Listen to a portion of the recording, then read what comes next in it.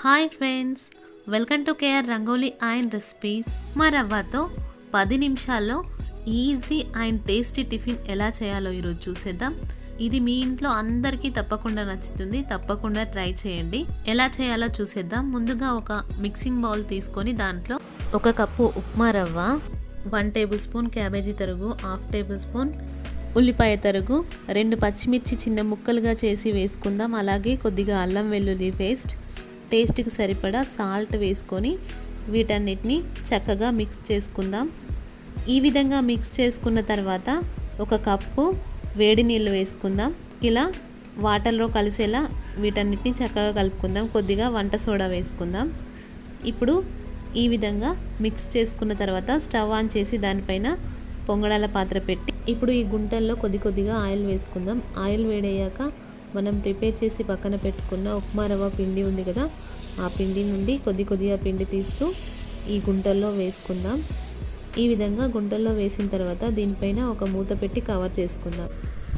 స్టవ్ని మీడియం ఫ్లేమ్లో పెట్టి 5 నుండి 10 నిమిషాల వరకు వీటిని కాల్చుకుందాం. ఆ తర్వాత మూత తీసి ఈ విధంగా రెండో వైపు తిప్పి మళ్ళీ మూత పెట్టి కవర్ చేసుకొని రెండో వైపు కూడా ఫ్రై చేసుకుందాం.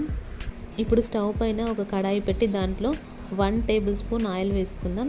కొన్ని ఆవాలు, కొద్దిగా జీలకర్ర, 1 టేబుల్ స్పూన్ ఉల్లిపాయ తరుగు, 2 పచ్చిమిర్చి చిన్న ముక్కలుగా చేసి వేసుకుందాం. అల్లం వెల్లుల్లి పేస్ట్, కొద్దిగా పసుపు వేసుకొని ఒకసారి ఇలా కలుపుకుందాం. ఆ తర్వాత 1 టమాటా ఇలా చిన్న ముక్కలుగా కట్ చేసి వేసుకుందాం.